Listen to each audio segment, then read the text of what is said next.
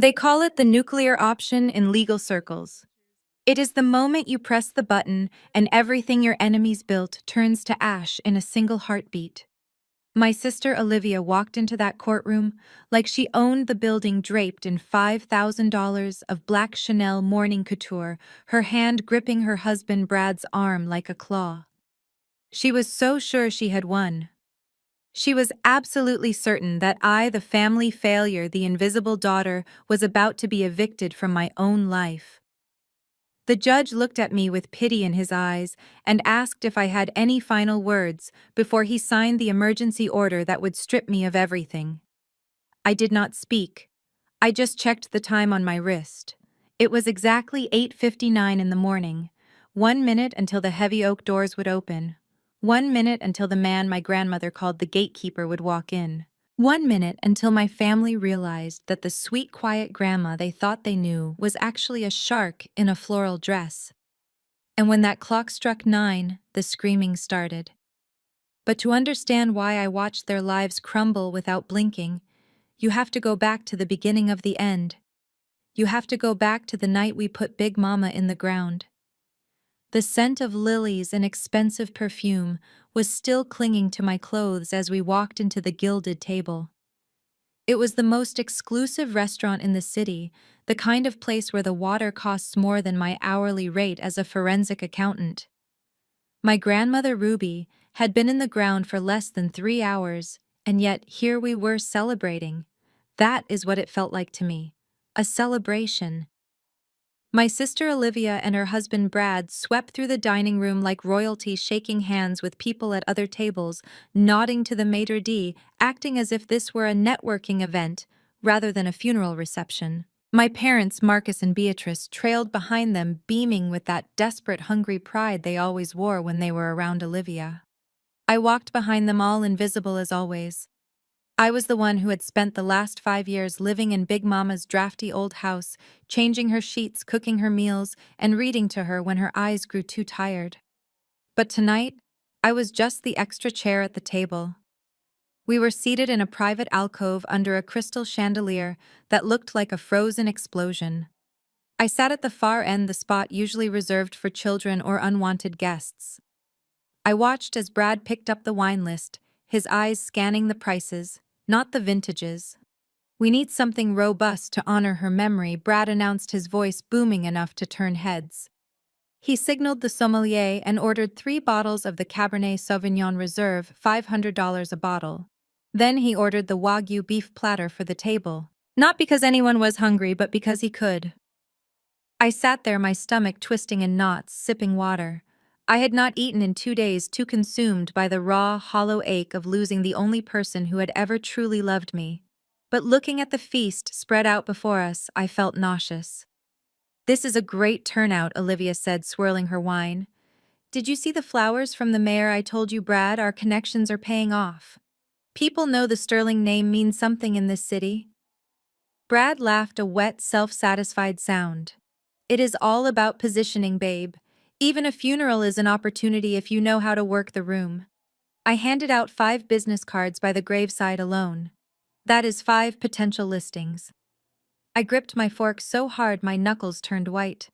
They were talking about selling houses over our grandmother's fresh grave. I looked at my parents, waiting for them to be appalled, waiting for my father to tell Brad to show some respect. Instead, my mother Beatrice nodded enthusiastically. "That is just smart business, Brad," she said, reaching over to pat his hand. "You and Olivia are always thinking ahead. That is why you are so successful. Big Mama would have wanted you to thrive. She would have wanted us to be sad," I whispered. The table went silent. 4 pairs of eyes turned to me as if the furniture had suddenly started speaking. "Excuse me," Olivia asked, her perfectly arched eyebrow raising. "I said she would have wanted us to be sad." I repeated, my voice shaking slightly. "She died 3 days ago. We are eating steak and talking about business cards. It feels wrong." Olivia sighed, the long, dramatic sigh of someone forced to deal with a toddler. "Oh, Nia, do not be such a downer.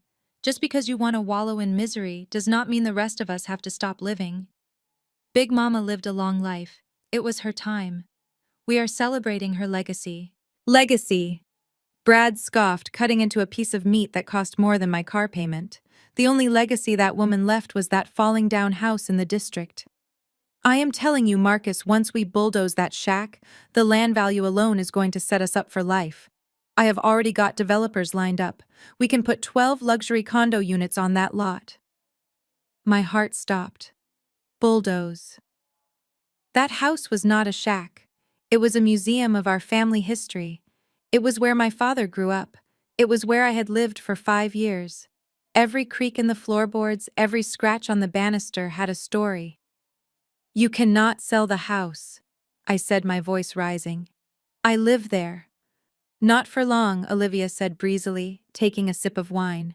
We need to liquidate the assets to settle the estate.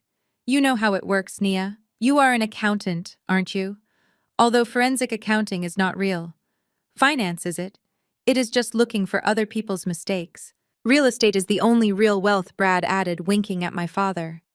And we cannot maximize the value with you squatting in the master bedroom. We need to clear it out, stage it, or better yet, level it. Squatting. I felt the blood rush to my face. I was taking care of her. I was the one who drove her to chemo. I was the one who held her hand when she took her last breath while you were on vacation in Cabo. And we appreciate that, Nia, we really do. My mother interjected, her tone smooth and dismissive. But you have had a free ride for 5 years. No rent, no utilities. You have been living off your grandmother's kindness. Now that she is gone, it is time for you to stand on your own 2 feet. It is not fair to your sister to keep tying up the family capital. I looked at my father, Marcus. He had always been the quiet one, the one I thought secretly understood me. But he just swirled his drink and looked away. Your mother is right, Nia, he mumbled. Olivia and Brad have big plans. They have a vision. We need to support the ones who are building a future for this family. The meal dragged on for another hour. I sat in silence listening to them carve up my grandmother's life like it was the roast beef on their plates. They argued over who would get her vintage jewelry. They discussed which auction house would take the antique furniture. They talked about the trips they would take with the money. Not once did they share a memory of her. Not once did they mention her laugh or her peach cobbler or the way she hummed when she gardened. To them, Ruby Washington was just an ATM that had finally dispensed its cash. Then came the bill. The waiter placed the leather folder in the center of the table. It sat there like a landmine. I saw Brad glance at it, then look away. He patted his pockets theatrically. "Oh, shoot," he said, flashing a charming, apologetic smile at the table. "I must have left my wallet in the other jacket. Liv, babe, do you have your card?"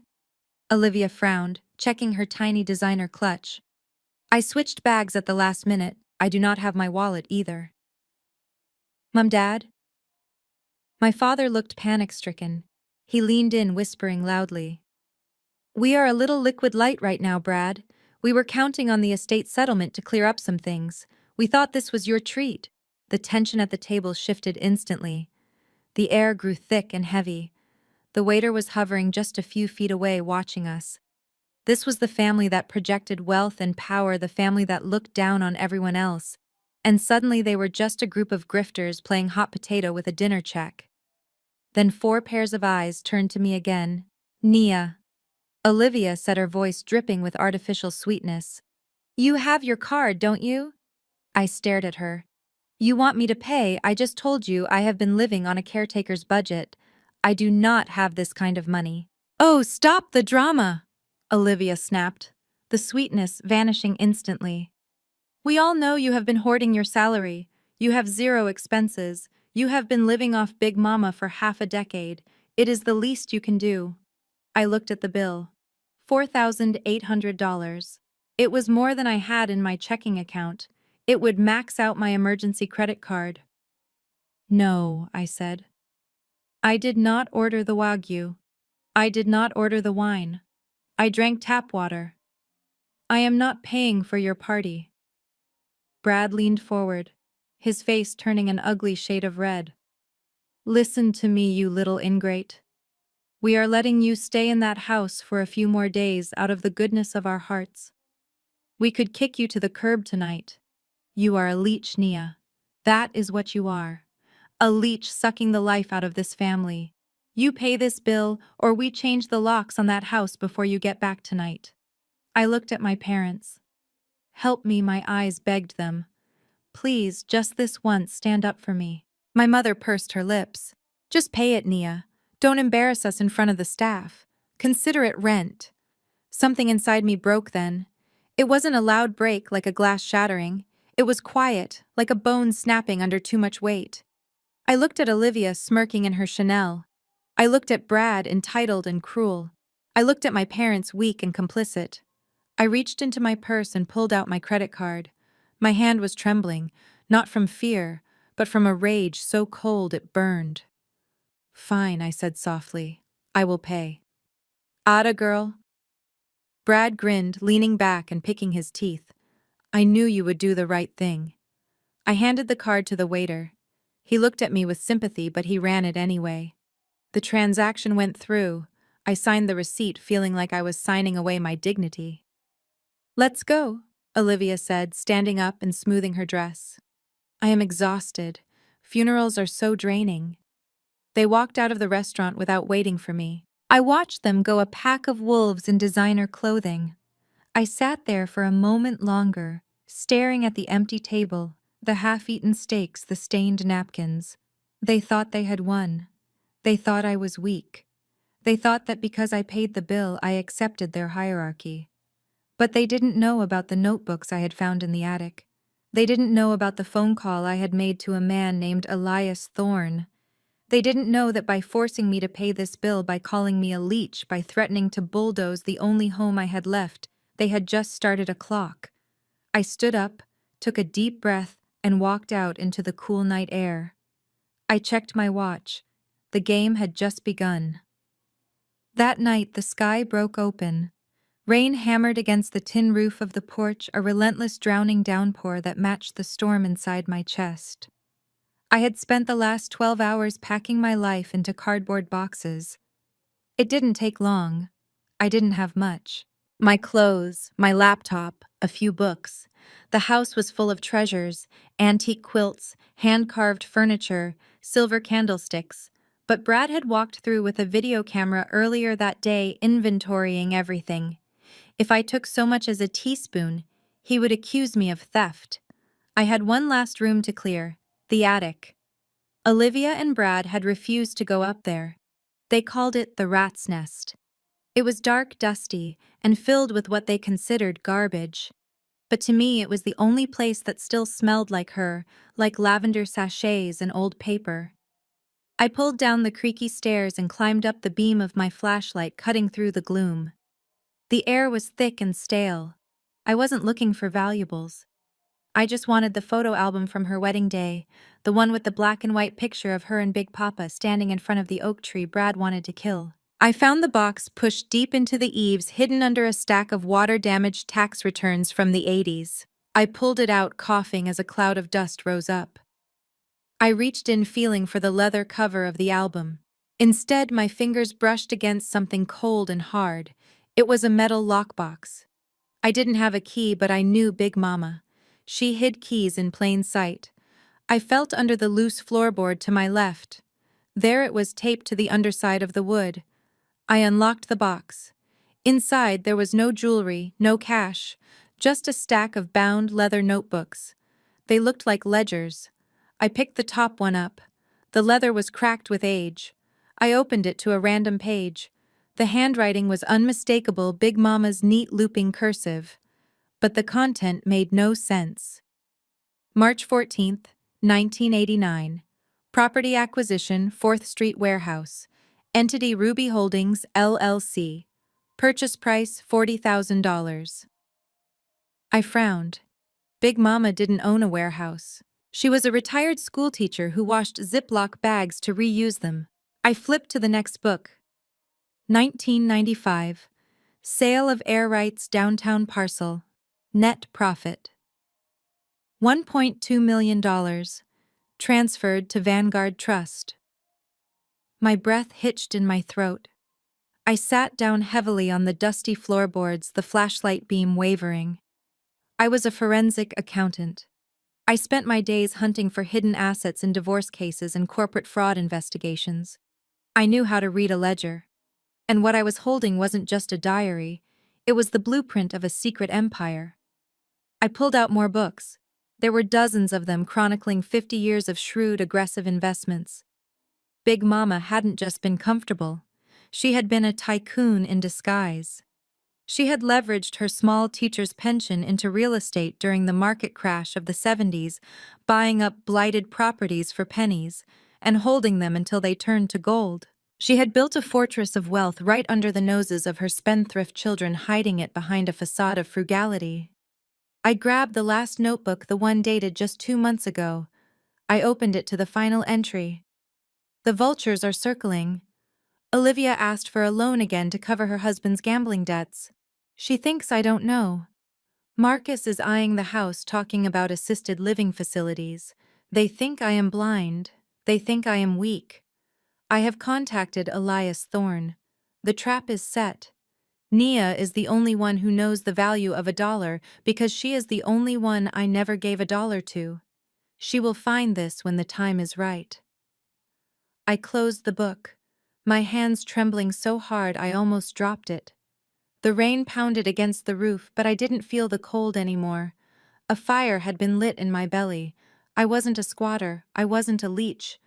I was the granddaughter of a woman who had played the long game better than anyone I had ever known. I packed the ledgers into my waterproof backpack, wrapping them in my sweaters. I took one last look around the attic, leaving the dust and the cobwebs for Brad. Let him have the house. Let him have the dirt.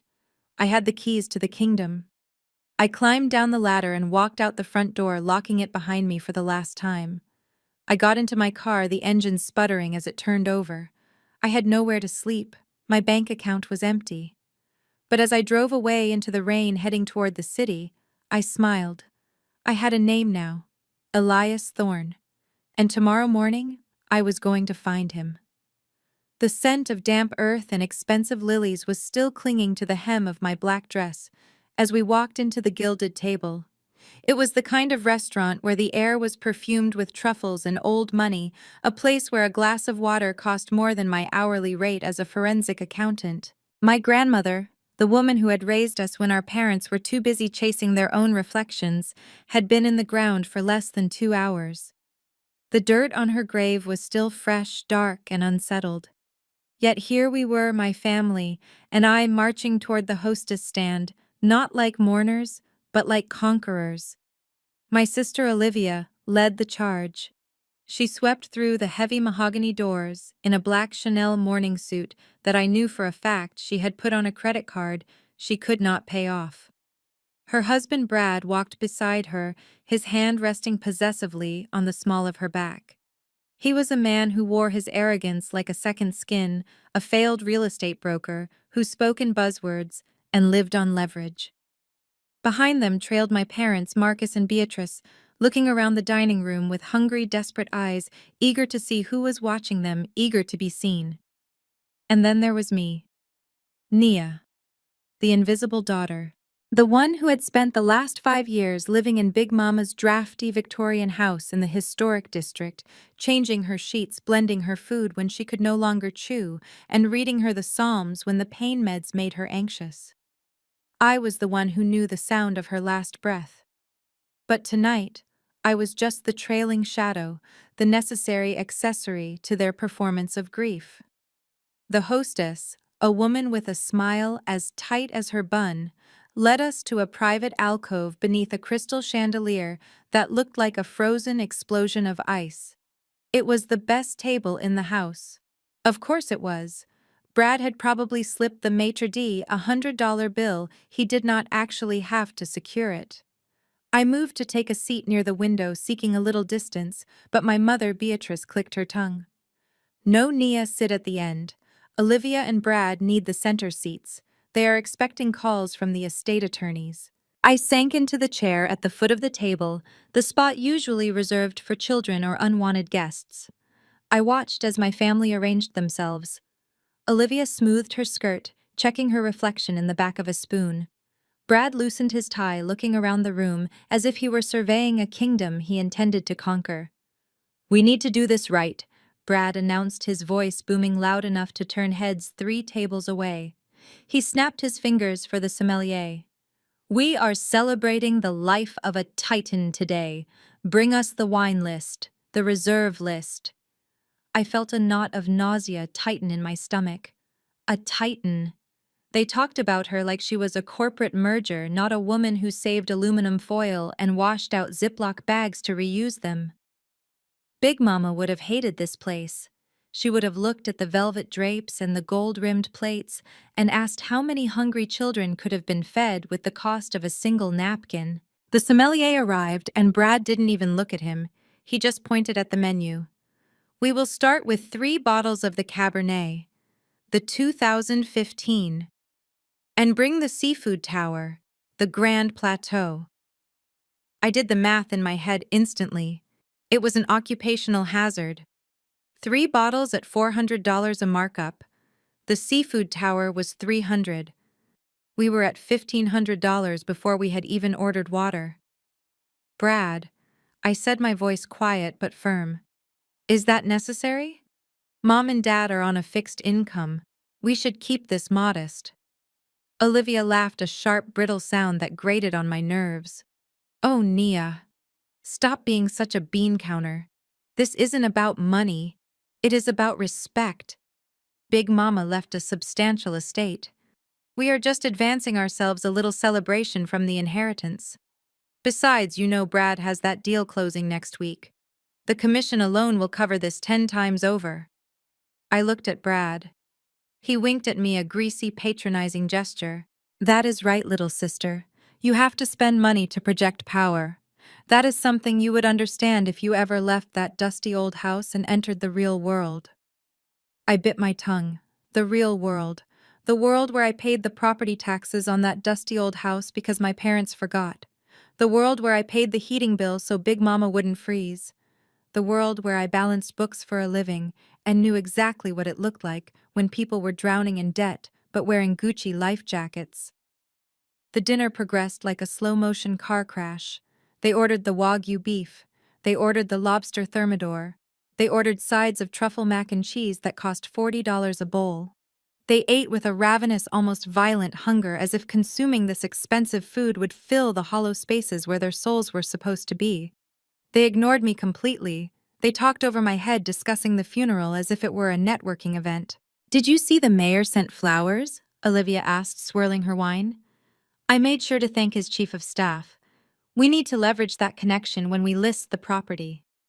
"List the property?" I stopped pushing a piece of lettuce around my plate. "What are you talking about?" My father, Marcus, finally looked at me. His eyes were glassy from the wine. "Now, Nia, let's not get into details tonight. But obviously we cannot keep that house. It is falling apart. The land value, however, is significant. Brad has been running the numbers." "It is a teardown," Nia, Brad said with his mouth full. "Bulldoze the structure, subdivide the lot.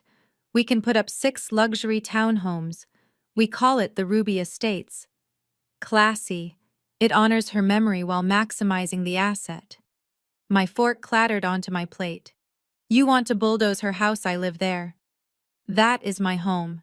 "It was her home," Olivia corrected me, her voice icy. "You were just the help, Nia. Let's be honest. You stayed there because you didn't want to pay rent in the city. You have been mooching off Big Mama for 5 years." Mooching. I felt the blood drain from my face. I was her caregiver. I was the one who woke up every 2 hours to give her morphine. I was the one who bathed her. "Where were you, Olivia?" "Oh, that is right. You were in Cabo for her 85th birthday. You were too busy building your personal brand to visit her in hospice."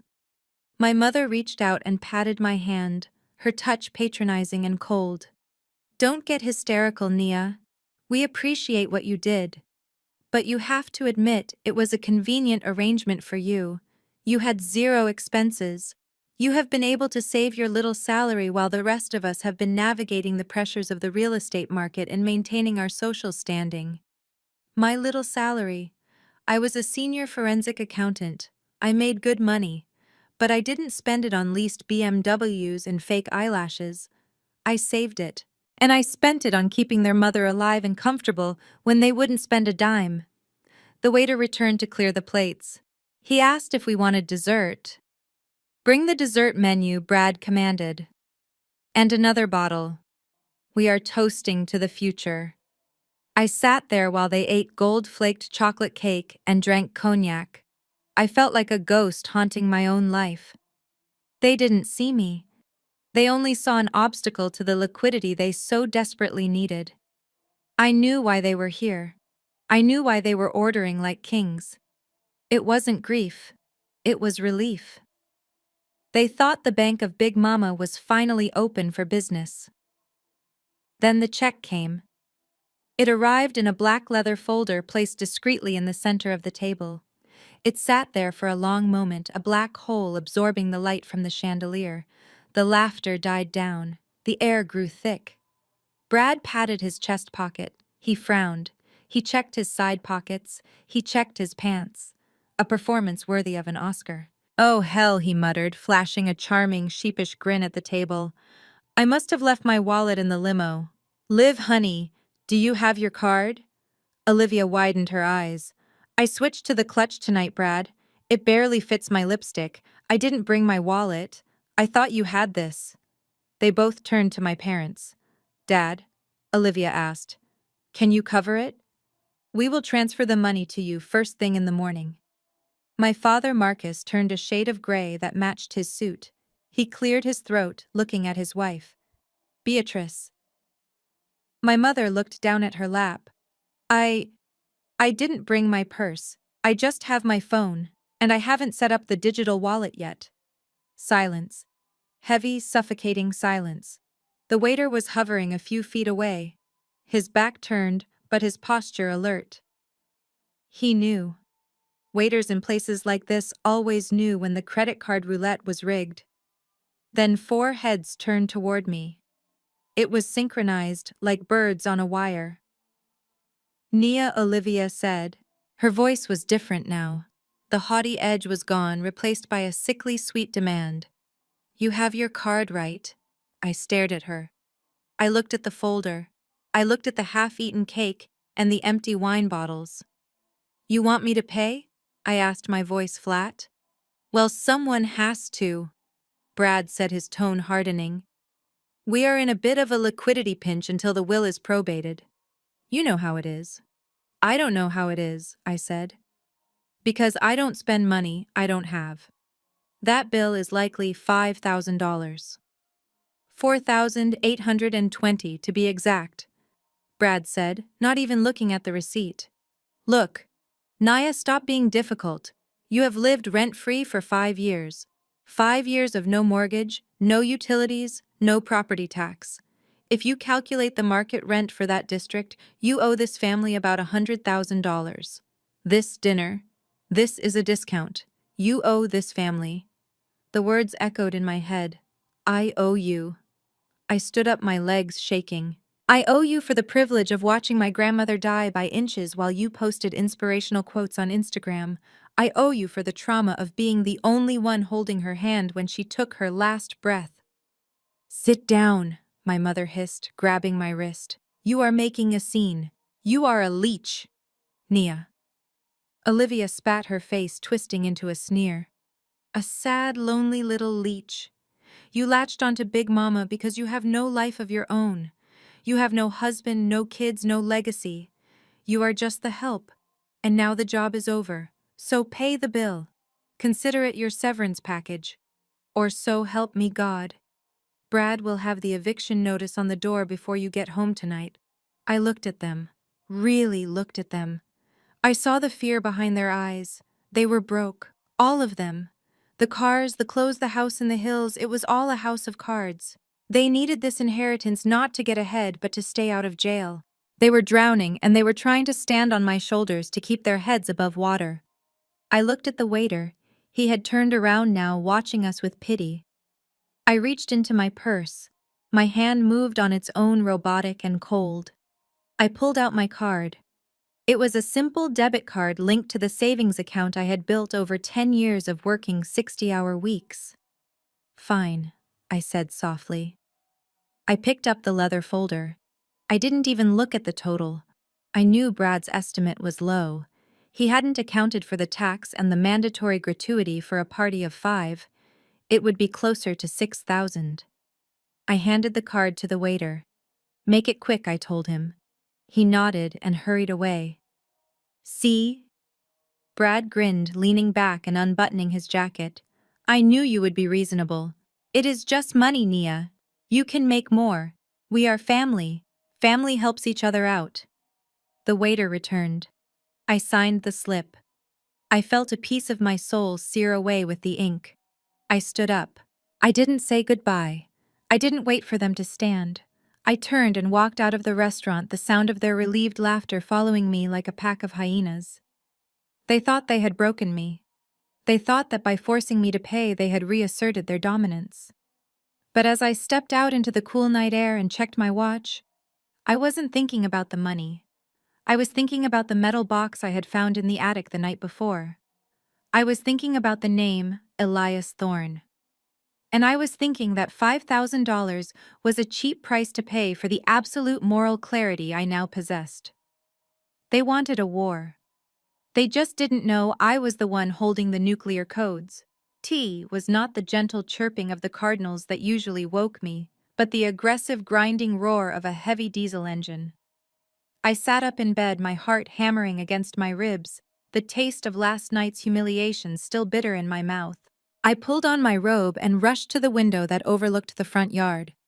A massive black pickup truck was idling in the driveway, its exhaust spewing gray smoke into the crisp morning air. Behind it, a white van marked with a surveying company's logo was parking on the grass, its tires crushing the edge of the hydrangea bed Big Mama had tended for 40 years. I watched as the driver's door of the truck flew open. Brad stepped out. He looked ridiculous and terrifying all at once, wearing a pristine yellow hard hat and a neon safety vest over his Italian suit. He slammed the door shut and gestured imperiously to the men climbing out of the van, pointing at the house, as if he were a general ordering an airstrike.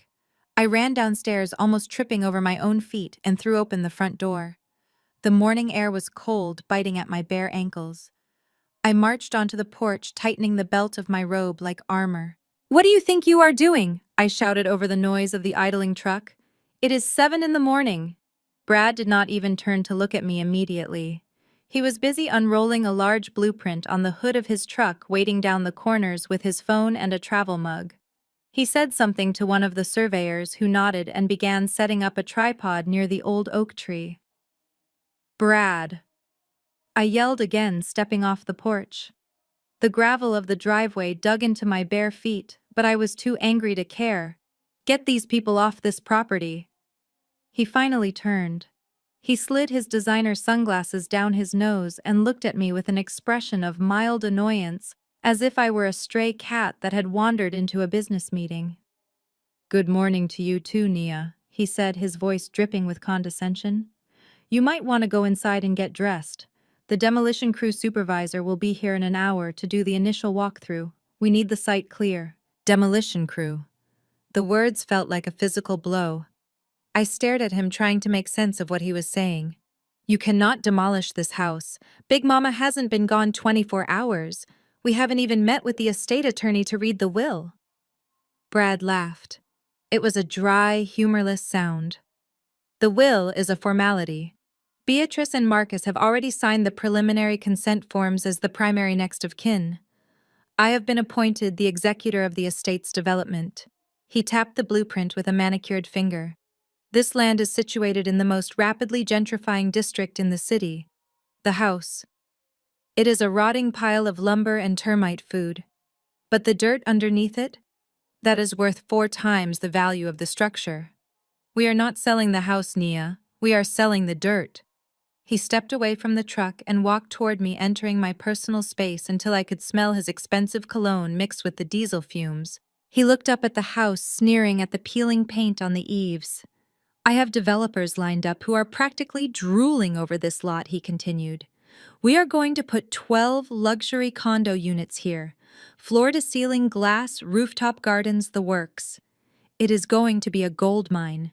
And the first step to digging for gold is clearing away the debris. Debris. He called the home where my father grew up debris. He called the place where I had nursed my dying grandmother debris. This is not debris, I said, my voice shaking with a rage so hot it felt like it would sear my throat. This is a home. It is history. You cannot just bulldoze. The attic air was thick with the scent of cedar and old paper, a dry, dusty smell that scratched at the back of my throat. Rain drummed a relentless, violent rhythm against the slate roof just inches above my head, amplifying the isolation of the space. To Olivia and Brad, this room was a landfill of worthless nostalgia, a rat's nest, as Brad had sneered, filled with the detritus of an old woman's life that they couldn't wait to incinerate. To them, value was only found in things that shimmered, or spent things that could be driven or worn. They saw cardboard boxes and moth-eaten quilts. I saw the only history we had left. I clicked on my heavy-duty flashlight, the beam cutting through the swirling dust motes. I had spent the last 4 hours systematically clearing the lower floors, packing my meager belongings, and tagging the few pieces of furniture I hoped to save from the landfill. But the attic was different. This was where Big Mama had spent her Sunday evenings claiming she was organizing her coupons. I moved toward the far corner, navigating a maze of stacked newspapers and old dress forms. My foot caught on a loose floorboard and I stumbled, steadying myself against a stack of banker's boxes labeled Tax Returns 1985 to 1995. Olivia had laughed at these boxes last week, joking that Big Mama was a hoarder who probably saved receipts for gum. I pulled the top box down. It was heavy, far heavier than paper should be. I sat cross-legged on the rough wooden planks, the flashlight propped on my knee, and lifted the lid. It wasn't tax returns, or rather, it wasn't just tax returns. Underneath a layer of yellowed grocery receipts was a thick leather-bound ledger. It looked ancient, the spine cracked and peeling. I pulled it out, feeling a strange vibration in my fingertips, the kind I used to get when I was closing in on discrepancies in a corporate audit. I opened it to the first page. The handwriting was unmistakably hers, neat looping cursive in blue ink. But the entries weren't recipes or diary thoughts. They were transactions. January 14th, 1982. Acquired. The Donovan Lot. Price $12,000. Entity Emerald City Holdings. March 2nd, 1982. Acquired 4th Street Laundromat. Price $28,000. Entity Sapphire LLC. I frowned, my forensic accountant brain instantly shifting into gear. Emerald City Holdings. Sapphire LLC. I had never heard these names. Big Mama was a retired schoolteacher who lived on a pension and wore the same winter coat for 20 years. She clipped coupons. She scolded me for leaving lights on in empty rooms. I flipped forward 10 years. October 1992. Sold Donovan Lot air rights. Net profit $450,000. Reinvested Vanguard High-Yield Municipal Bond Trust. My breath hitched. $450,000. In 1992. I frantically dug through the rest of the box. There were more ledgers, dozens of them. Black notebooks, composition books, even legal pads, all filled with the meticulous record-keeping of a financial mastermind. I laid them out on the floor, arranging them chronologically. This wasn't hoarding. This was a paper trail. I picked up a ledger from 2005. By now the entries were more sophisticated. Commercial acquisition, downtown lofts. Shell company, Obsidian Properties. Status, leasehold secure. I started doing the math in my head, the numbers cascading like a waterfall. The properties she listed weren't just random lots. They were key parcels in neighborhoods that had gentrified aggressively over the last decade. The warehouse district, the waterfront. If these records were accurate, Big Mama didn't just own this crumbling Victorian house, she owned half the commercial district downtown. But how? Why did she live like a pauper? Why did she let my parents struggle with their mortgage? Why did she let Olivia take out predatory loans for her vanity business? I grabbed a blue folder from the bottom of the box. It was labeled The Tests. I opened it. Inside were carbon copies of letters, some handwritten, some typed. I began to read, and as I did, the image of the sweet, simple grandmother I thought I knew dissolved, replaced by a woman of terrifying intellect and discipline. Letter to Marcus, 1998. Request denied. I will not bail you out of your gambling debt. Work an extra shift. Character is built in the struggle. Letter to Olivia, 2010. Number A.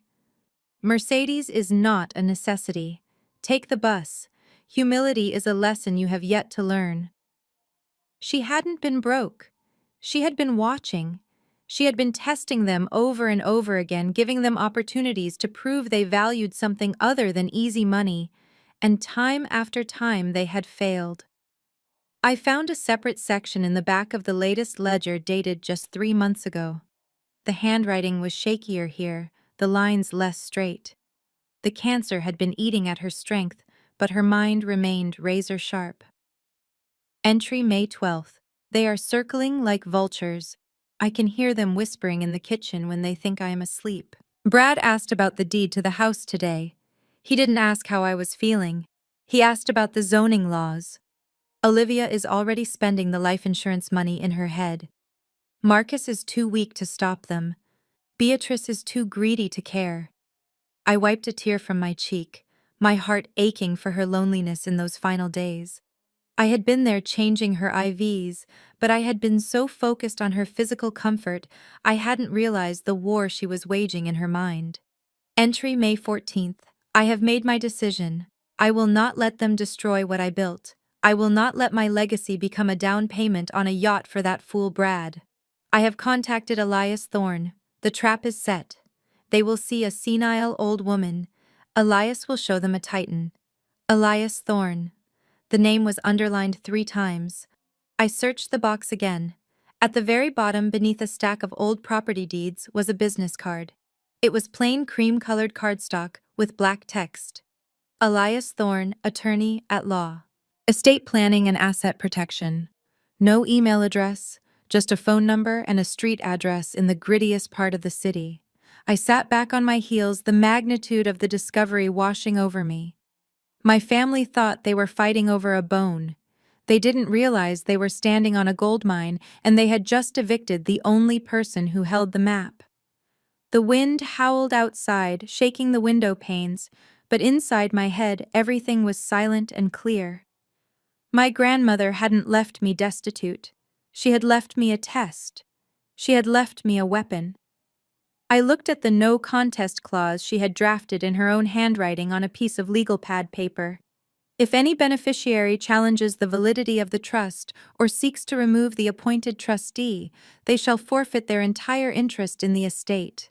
Their share shall return to the principal and be distributed to the remaining beneficiaries. She knew them. She knew exactly what they would do. She knew Brad would try to seize control immediately. She knew Olivia would demand the liquid assets to pay off her debts. She knew they would sue. And she had built a trapdoor right under their feet. I packed the ledgers into my waterproof backpack, wrapping them in my sweaters to protect them from the damp. I took the business card and tucked it into my bra close to my heart. I stood up and swept the flashlight beam around the attic one last time. I left the old clothes. I left the dusty lamps. I left the things that looked like trash. I took the truth. I climbed down the ladder, the rungs creaking under my weight. The house felt different now. It wasn't a sad, empty shell. It was a fortress. And I was no longer the squatter. I was the gatekeeper. I walked out the front door into the raging storm. The rain soaked me instantly, plastering my hair to my face, but I didn't care. I wrestled my backpack into the passenger seat of my beat-up Honda Civic and climbed in. The engine sputtered and coughed before roaring to life. I glanced at the digital clock on the dashboard. 3 a.m. The demolition crew was coming in 4 hours. My family would be popping champagne at brunch, toasting to their victory. Let them have their morning. Let them have their bulldozers. I put the car in gear and drove away from the only home I had ever known, heading toward the city lights. I had an appointment to make. I didn't know who Elias Thorne was, or if he was even awake, but I was going to camp on his doorstep until he opened the door. The game had changed.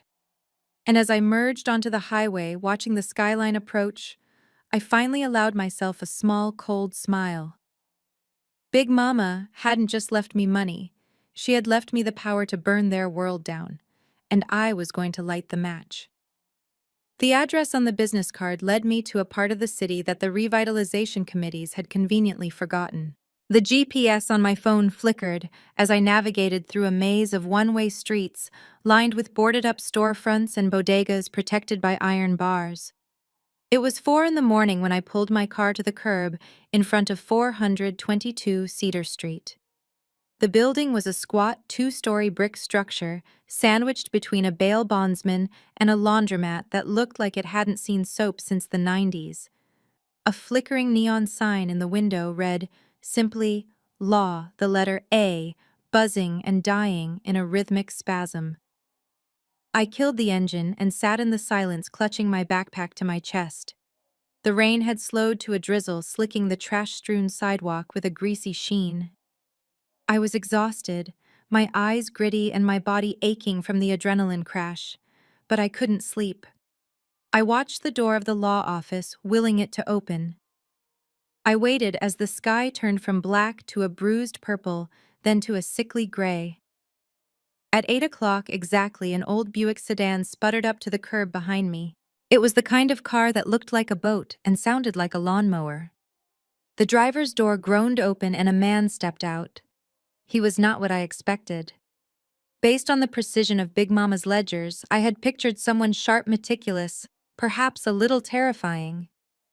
This man looked like he had been tumble-dried in his suit. He was short and round, with a shock of wild white hair that stood up in every direction, and a tie that was stained with what looked suspiciously like mustard. He carried a battered leather briefcase in one hand and a thermos in the other. I got out of my car, my backpack slung over one shoulder. He stopped on the sidewalk, squinting at me through thick tortoise-shell glasses. He didn't look surprised. He didn't ask who I was. He just looked at his watch, then back at me. "You are early," he said. His voice was gravelly, like rocks tumbling in a dryer. "Ruby said you were the punctual one." "I am Nia," I said, though I knew it was unnecessary.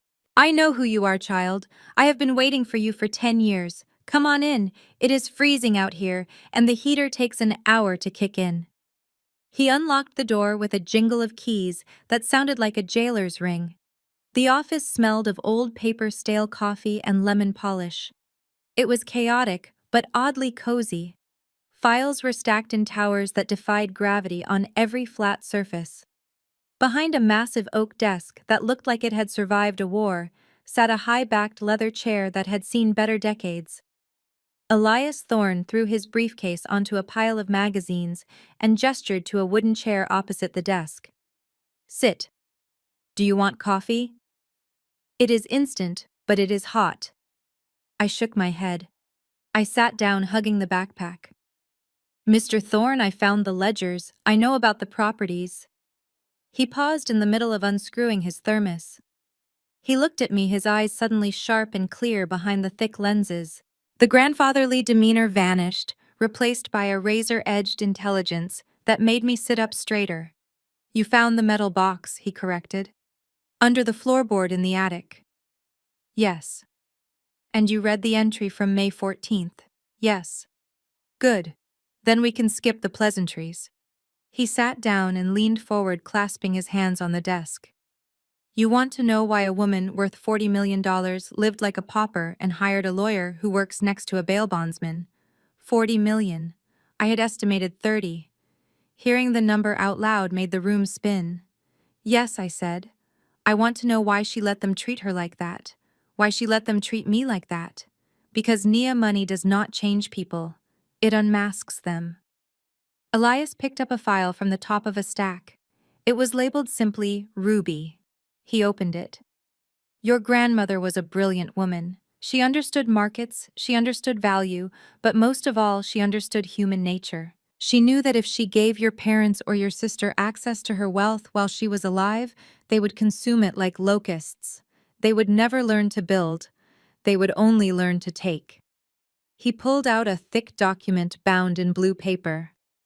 So, she created this. The Ruby Washington Irrevocable Trust. Irrevocable, I whispered. My forensic accounting training kicked in. That means it cannot be changed. It cannot be altered by the grantor once signed. Correct, Elias said. She signed this 10 years ago. Every property, every stock portfolio, every shell company was transferred into this trust. Ruby Washington died owning nothing but the clothes on her back and that house. The trust owns everything else. Then why are they talking about selling the land, I asked. Why is Brad measuring the lot for condos? Because they do not know the trust exists, Elias said, a small wolfish smile playing on his lips. And that is exactly how she wanted it. I don't understand. If the trust owns the house, they can't sell it. They don't have the deed. They have the deed to the house, Elias corrected. But the trust holds the lien on the property, a lien valued at $5 million. If they try to sell it, the title search will flag the debt. They won't see a dime of profit. The sale will just pay off the trust. He flipped the page. But that is just the defensive strategy. That is just to stop them from profiting. The offensive strategy. That is where you come in. Me. You are the sole beneficiary, Nia. Not your parents. Not Olivia. You. And you are also the successor trustee, which means you control the assets. You control the flow of money. You control the empire. I felt the blood drain from my face. They will kill me. If they find out I have $40 million, and they have nothing, they will burn everything down. They will sue me until I am dead. Elias leaned back the leather chair, groaning. Exactly. That is the trap. He tapped a specific paragraph on the document. Read this. I leaned forward. It was the same clause I had seen in her handwritten notes, but here it was formalized in dense legal jargon. The no contest clause. In the event that any natural heir or family member initiates legal action to challenge the validity of this trust, or seeks to remove the appointed trustee or petitions the court for emergency control of the estate's assets prior to the formal reading of the will, they shall be immediately and permanently disinherited. Furthermore, any loans, debts, or housing privileges extended to said individuals by any entity owned by the trust shall be immediately called due in full. I looked up at him, my mind racing. Housing privileges. Loans. Elias nodded, seeing the realization dawn on my face. Olivia's house in the suburbs. The trust owns the mortgage company that holds the note. She has not paid in 6 months. We have been letting it slide on Ruby's orders. Brad's business loan. The one he used to start his brokerage, funded by Emerald City Holdings. He is in default. Your parents' car leases, Sapphire LLC. They are all living on her dime, I whispered. They are living inside the trap, and they don't even know it. They think they are successful, Elias said. They think they are independent. But Big Mama has been holding the strings the whole time. She wanted to give them a chance. She hoped that maybe, just maybe, they would show some character. She hoped they would care for her because they loved her, not because they wanted her money. But they didn't, I said. No, they didn't. And they didn't care for you either. Elias closed the file. Here is the situation, Nia. The trust is active. You are the owner. You could walk out of here right now, claim your assets, and kick them all out of their houses by noon. I started to stand up. Let's do it. Let's finish this. Sit down, Elias barked. I sat, startled by the sudden command. If you do that now, they will tie you up in court for years. They will claim you manipulated her. They will claim the signature is forged. They will claim elder abuse. They will drag your name through the mud, and they might even find a sympathetic judge to freeze the assets while it gets sorted out. You will win eventually, but it will cost you millions and years of your life. Then what do we do? We wait, Elias said. We wait for them to pull the trigger. The clause is specific. It triggers when they initiate legal action to seize control. We need them to be the aggressors. We need them to be so greedy, so impatient that they go to court to try and cut you out before the body is even cold. They are already doing that, I said. Brad said he is the executor. He said he is clearing the lot tomorrow. He is lying, Elias said calmly. He hasn't filed anything yet. He is bluffing to scare you off. He wants you gone so he can search the house for cash or deeds. But he will file soon. He has debts to pay. He is desperate. So what do I have to do? You have to let them win. The words hung in the air, heavy and suffocating. Let them win. You have to disappear, Elias said. You have to let them kick you out. You have to let them think you are beaten. You have to let them think you are nothing but a homeless, penniless leech. You cannot say a word about the trust. You cannot hint about the money. You have to be the victim. Why, I asked, my voice trembling. Why do I have to endure more? Because when they think you are weak, they will get sloppy, Elias said. When they think you are out of the picture, they will file for an emergency conservatorship or an immediate executor order. They will go to a judge and say that the estate is in danger and they need control now. They will lie under oath. And when they do that, when they file that motion to seize the assets, that is when the trap snaps shut. That is when they lose everything. Not because you took it, but because they tried to take it from you. I looked at the dusty office, at the stacks of files, at the old man who was the architect of my grandmother's vengeance. It was cruel. It was brilliant. It was exactly what she would have done. I have to go back there, I said. I have to let them throw me out. Yes. Elias reached into his desk drawer and pulled out a checkbook. But you won't be destitute. This is a personal account. It is not linked to the trust. Take this.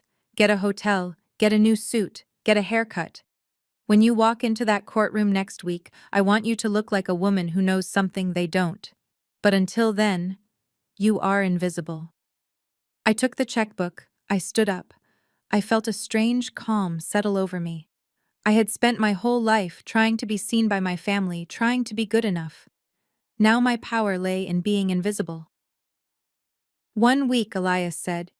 Can you hold out for 1 week? I thought about the spit on the flowers. I thought about the bill at the restaurant. I thought about the way my mother looked at her shoes when I asked for help. I can hold out, I said. Good. Elias smiled, and for a moment he looked exactly like Big Mama. Now get out of here. I have a trap to oil. I walked out of the office and back into the gray morning light. The rain had stopped. The city was waking up. I got into my car and drove away from the only ally I had. I was going back to the slaughter. But this time, I wasn't the lamb. I was the bait. The Starlight Motel was the kind of place where you paid by the hour, and the sheets were thin enough to read a newspaper through. I sat cross-legged on the lumpy mattress, the neon sign outside, flickering a rhythmic, seizure-inducing pink across the room. It was a far cry from the Victorian house I had just been evicted from, but it was safe, and most importantly, it was anonymous. I had spent the last 48 hours existing on vending machine coffee and the adrenaline of a woman who knows she is sitting on a nuclear warhead. I opened my laptop. The screen glowed blue in the dim room, illuminating the stack of files Elias Thorne had given me, along with the fresh data I had pulled myself. My family thought I was a failure because I didn't drive a Mercedes or wear red-bottom shoes. They forgot that I was a forensic accountant. I spent my days tracking money through labyrinths of shell companies and offshore accounts for clients who wanted to hide their assets from the IRS or their ex-wives. Finding dirt on a small-time real estate hustler like Brad Sterling was not work. It was a warm-up exercise. I cracked my knuckles and started typing. I pulled up the public records for Sterling and Associates. On the surface, Brad projected the image of a titan. His Instagram was full of ribbon cuttings, champagne toasts, and shiny architectural renderings. But social media is not a balance sheet. I dug into the UCC filings, the court records, and the property liens. It took me less than an hour to find the first crack in the foundation. Brad didn't own his office building. He was 3 months behind on the lease. I dug deeper. I pulled his credit report, bypassing the consumer firewall with professional software that allows us to see the raw data. The screen filled with red ink. Brad wasn't just broke, he was underwater. He was drowning. He had maxed out 5 credit cards to the limit, totaling over $100,000. But that was just the tip of the iceberg. I found a judgment against him from a court in Nevada. A gambling debt. He owed the Bellagio $40,000. And then there were the personal loans. Not from banks, but from private lending companies with names like Quick Cash Holdings, the kind of places that charge 300% interest and broke your kneecaps if you missed a payment. I sat back, the realization washing over me like ice water. This wasn't just about greed. This was about survival. Brad wasn't pushing to demolish Big Mama's house because he was ambitious. He was pushing because he was terrified. He needed that land sale to pay off the sharks before they came for him. He was leveraging my family's legacy to save his own skin. And my sister, I pulled up Olivia's business records. Her boutique marketing firm was a ghost town. No new contracts in 6 months. She had taken out a second mortgage on their suburban home, a home I remembered with a dark smile that was actually held by the Trust's mortgage company. They hadn't paid that in 6 months either. They were living on vapors and lies. I looked at the clock. It was 7 in the evening. My parents would be at their condo in the Heights. It was a beautiful place overlooking the river. They loved it because it signaled status. They didn't know that Emerald City Holdings, one of Big Mama's shell companies, held the title. They were living in her charity while spitting on her memory. I had to try. I knew Elias told me to let them destroy themselves. I knew the plan was to wait for the lawsuit. But they were my parents. Marcus and Beatrice Washington were vain, weak, and neglectful, but they were still the people who had raised me. If Brad went down, he would take them with him. He would drain their retirement accounts, leverage their names, and leave them destitute. I couldn't let them walk into the fire without at least showing them the smoke. I printed the documents, the gambling debts, the foreclosure notices, the liens. I put them in a manila envelope. I checked my reflection in the cracked motel mirror. I looked tired. My hair was pulled back in a severe bun, and I was wearing the same clothes I had left the lawyer's office in. I didn't look like a savior. I looked like a ghost. I drove to the Heights. The doorman at my parents' building sneered at my beat-up Honda, but he let me up. I had the code. I rode the elevator to the penthouse floor, my stomach churning. This was the last off-ramp. This was the last chance for redemption. I knocked on the heavy oak door. It swung open and my mother stood there, a glass of Chardonnay in her hand. She was wearing a silk caftan, looking every inch the lady of leisure. When she saw me, her face hardened into a mask of irritation. "Nia, we were just sitting down to dinner. I assume you are here to apologize for the scene you caused at the house." "I am not here to apologize," I said, pushing past her into the foyer. "I am here to save you." She sputtered, following me into the living room. "Save us. From what? Your drama." My father was sitting on the white leather sofa watching the financial news. He looked up, his expression weary. "Nia, please. We have had a long day. Brad has been dealing with the permits all afternoon. He is working himself to the bone for this family. He is working you into a grave, Dad," I said. I threw the envelope onto the glass coffee table. It landed with a heavy slap. "What is this?" Marcus asked, eyeing the envelope warily. "That is the truth," I said. "That is Brad's financial life. He is not a developer, Dad. He is a gambler. He is in debt to casinos in Vegas and loan sharks in Jersey. He owes $500,000 that he does not have." My mother laughed. It was a high tinkling sound that grated on my nerves. "Don't be ridiculous. Brad is a success. Look at the car he drives. Look at the suits he wears. You are just jealous, Nia. You have always been jealous of Olivia's happiness." Read the papers, Mom, I shouted, my voice cracking. Look at the judgments. He hasn't paid his office rent in 3 months. He is pushing to sell Big Mama's land because he needs the cash to pay off his bookie, not to build condos. If you sign over power of attorney to him, if you let him handle the estate, he will steal everything. He will leave you with nothing. My father reached for the envelope. His hand was shaking. He pulled out the credit reports. He looked at the red numbers. I saw the doubt flicker in his eyes. He saw the truth. He was a businessman, or he had been once. He knew what a lien looked like. Beatrice, he said softly, look at this. This judgment. It is dated last month. $40,000 to the Bellagio. My mother snatched the papers from his hand. She didn't read them. She ripped them in half. She tore them into shreds, her face twisting into a mask of pure, unadulterated fury. She threw the confetti of evidence at my face. Lies, she screamed. These are forgeries. You typed these up on your little computer because you cannot stand that your sister married a winner. You are sick, Nia. You are sick with envy. Mom, please, I begged, stepping forward. I am a forensic accountant. This is what I do. I am trying to protect you. Brad is going to bankrupt you. Do not say his name, she shrieked. She stepped forward and swung her hand. The slap echoed in the large, empty room. It stung my cheek, hot and sharp. I stumbled back, my hand flying to my face. I stared at her. My mother. The woman who had given me life. She was breathing hard, her chest heaving, her eyes wild with a hatred I had never seen before. Get out, she hissed. Get out of my house. You are a poison. You are a bitter, lonely, ugly little girl who wants to drag everyone down to her level. You are mad that Big Mama left us in charge. You are mad that you have nothing. Well, guess what? You will always have nothing, because nobody loves a leech. I looked at my father.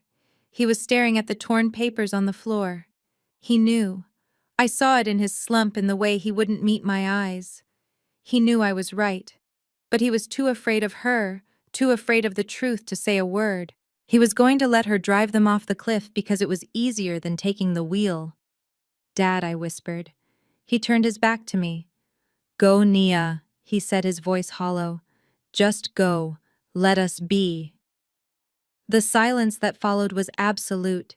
It was the sound of a bridge burning, the structure collapsing into the river below. I touched my cheek. It was throbbing. But strangely, the pain in my heart was gone. It had been cauterized.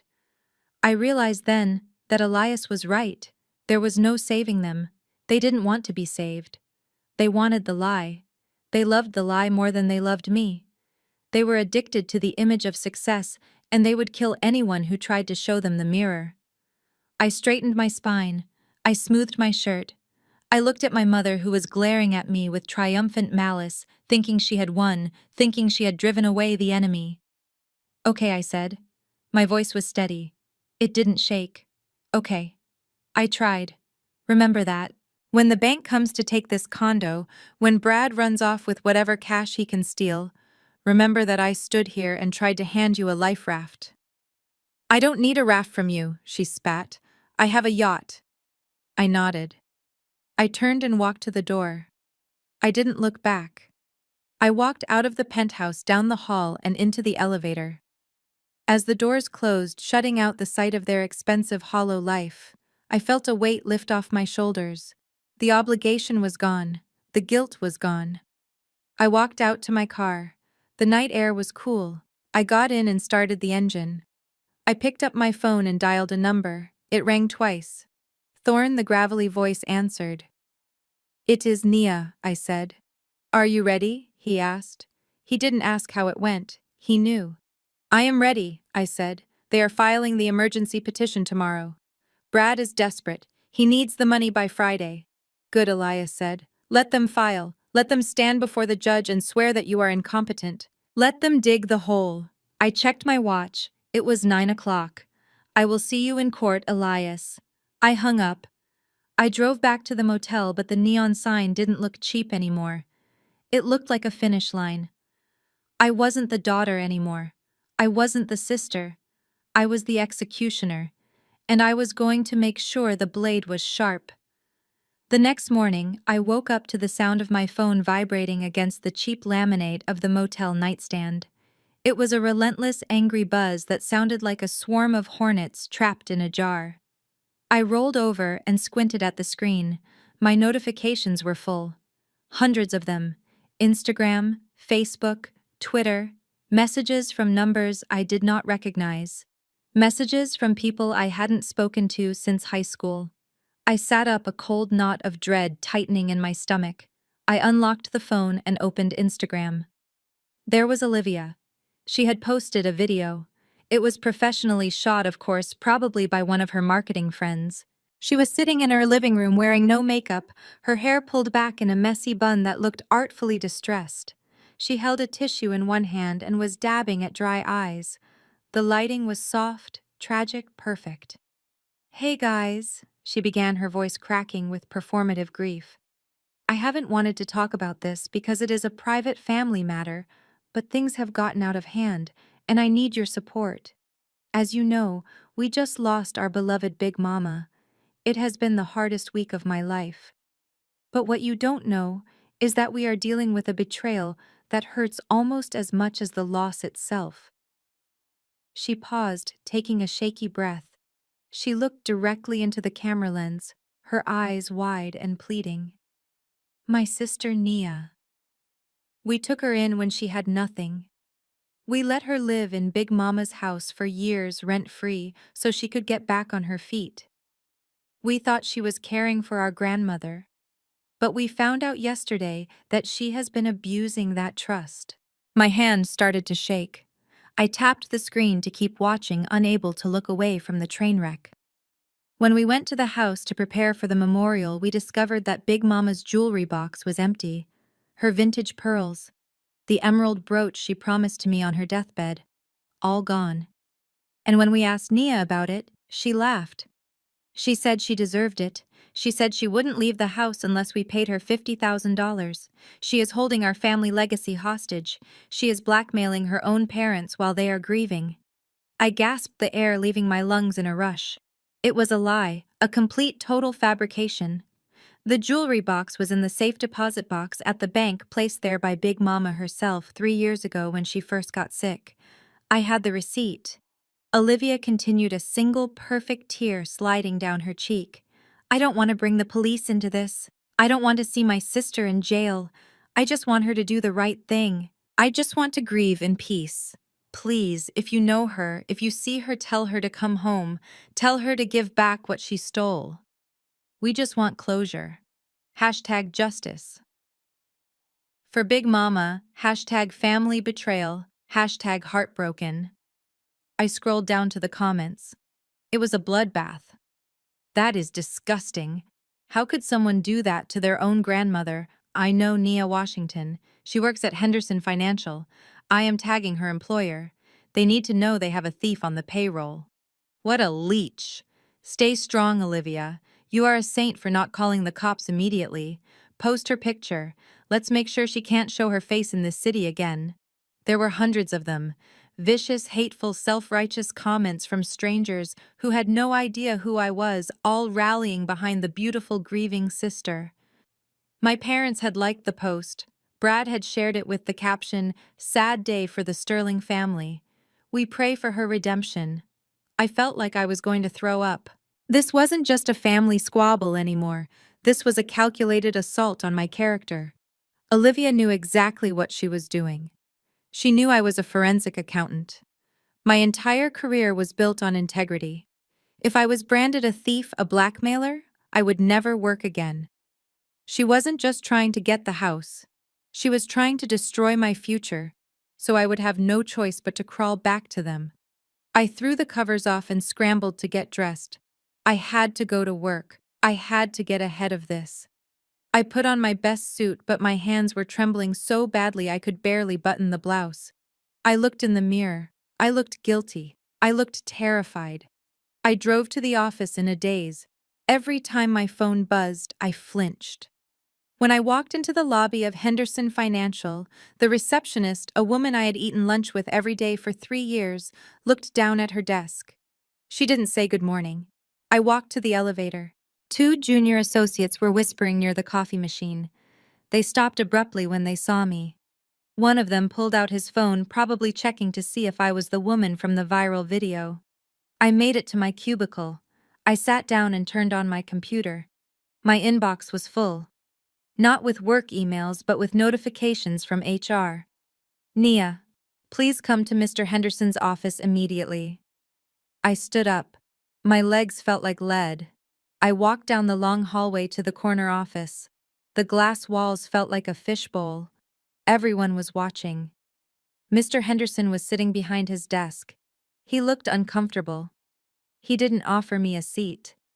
Nia, he said, gesturing to his computer screen. We have been receiving phone calls. And emails. A lot of them. I know I said my voice steady despite the pounding in my ears. It is a family dispute, sir. My sister is upset about the estate. The allegations are false. I have documentation. I believe you, Nia, he said, but he didn't look like he believed me. You are a good employee. But we deal with sensitive client assets. We cannot have this kind of publicity attached to the firm. The optics are terrible. People are saying you stole jewelry from a dying woman. It is a lie, I insisted. It doesn't matter if it is a lie, he said gently. It matters that it is loud. We need you to take a leave of absence. Unpaid. Until this is resolved. Until your name is cleared. You are firing me, I asked. We are suspending you, he corrected. Go home, Nia. Fix this. Then come back. I walked out of the office carrying a box with my stapler and my framed degree. The walk to the car was the longest of my life. I felt the eyes of my colleagues burning into my back. I felt the weight of their judgment. Olivia had won. She had taken the one thing I had built for myself. She had taken my reputation. I drove back to the motel. I didn't have anywhere else to go. I locked the door and slid the chain into place. I collapsed onto the bed and let the tears come. Ugly, heaving sobs that shook my whole body. I was done. I was broken. They had money, they had influence, and now they had the court of public opinion. I was just one woman in a cheap motel room with a box of files. I grabbed my phone. I dialed the number for Elias Thorne. He picked up on the second ring. Thorne. I can't do this, I sobbed into the phone. I can't do it, Elias. They won. Nia, what happened? She posted a video, I choked out. She told everyone I stole Big Mama's jewelry. She told everyone I am blackmailing them. I just got suspended from my job. They are destroying me, Elias. Everyone thinks I am a monster. I should just sign the papers. I should just give them the house. I can't take this. There was a silence on the other end of the line. A long, heavy silence. I heard the scratch of a match, then the exhale of smoke. Are you finished? Elias asked. His voice was calm, devoid of the panic I felt. What are you finished crying? Because if you are done, I need you to listen to me very carefully. I wiped my nose with the back of my hand. I am listening. Good. Now I want you to pick up your phone. I want you to screenshot every single post, every comment, every lie. I want you to save that video before she deletes it. Why, I asked. Why do I want to look at it? Because Nia, she just handed us the keys to the kingdom, Elias said. His voice dropped, becoming a low growl. Do you know what the legal definition of malice is? Do you know what defamation of character looks like in a court of law? She is destroying my life, I screamed. She is destroying her own defense, Elias roared back. Listen to me. The no contest clause is triggered by an attack on the estate or the trustee, by publicly defaming you, by accusing the trustee of theft without a shred of evidence. She has proven hostile intent. She has proven she is unfit to be a beneficiary. She isn't just fighting for the money anymore. She is proving that she is actively trying to harm the administration of the trust. He paused, his breathing heavy. And the jewelry? You said it is in the bank. Yes, I sniffled. Big Mama put it there years ago. Good. So we have proof she is lying. We have proof she is malicious, and we have proof she is using public pressure to coerce a trustee. Nia, this isn't a defeat. This is a gift. She got greedy. She got impatient. She wanted to hurt you so bad she forgot to protect herself. But I lost my job, I whispered. You will get it back, Elias said firmly, and you will get a hell of a lot more. When we walk into that courtroom, we aren't just going to show the judge the will. We are going to show him that video. We are going to show him the comments. We are going to show him exactly what kind of people they are. Judges hate liars, Nia, but they hate bullies even more. I sat up. I took a deep breath. The tears were drying on my face, leaving my skin tight and itchy. She is digging her own grave, Elias said. Stop trying to take the shovel out of her hand. Let her dig. I looked at the phone. I looked at the screenshot of Olivia's tear-streaked face. I saw the calculation in her eyes now. I saw the performance. You are right, I said. My voice was hoarse, but it was steady. I am always right, Elias said. Now dry your eyes, order some room service, and save every single receipts. We are going to bill the estate for your distress. We are going to make them pay for every tear. I hung up the phone. I didn't feel happy. I didn't feel safe, but I felt something else. I felt dangerous. I opened my laptop. I started taking screenshots. I organized them into a folder labeled Evidence. I read the hateful comments, but this time they didn't hurt. They were just data. They were just bullets I was loading into my gun. Olivia wanted a villain. She wanted a thief. She wanted a war. Fine. I would give her a war. I would let her think she had won the battle. I would let her think I was cowering in the dark. But I wasn't cowering. I was waiting. And when the sun came up, I was going to be the one casting the shadow. The silence in the motel room was heavier than the humid air outside. For 2 days I had sat in the semi-darkness, the curtains drawn tight against the world, waiting for the other shoe to drop. My phone lay on the bedside table, turned off.